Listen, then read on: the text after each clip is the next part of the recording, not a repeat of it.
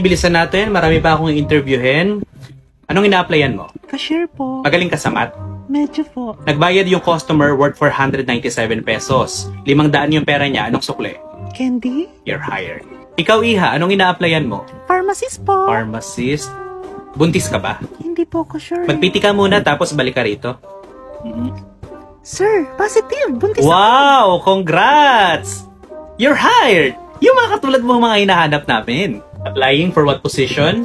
Company driver, sir. Medyo delikado tong ina-applyan mo, ha? Buhay namin ang nakasalalay dito. Paano kung biglang may nag-overtake sa'yo? Anong gagawin mo? Ay, di ako papayag na maunahan tayo, sir. Talagang ihaharurot ko talaga malas speed of light. Di tayo papatalo. Wow, competitive. Risk taker. Tanggap ka na! What position are you applying for again? Registrar. Nakasulat naman sa folder, diba? Hindi ka ba nagbabasa? Bulag ka?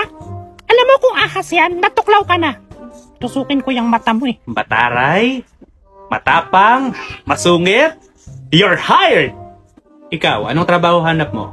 Barbero po. Matagal ka na bang nagugupit? Ay, 18 pa lang ako, sir. Talagang buhay ko na yan. Naalala ko noon sa probinsya namin, sir, sa Iloilo. Ay, talagang haba ng pila sa akin. Tapos talagang nag-uunahan pa sila. Daming kwento. Kahit hindi totoo, tanggap ka na!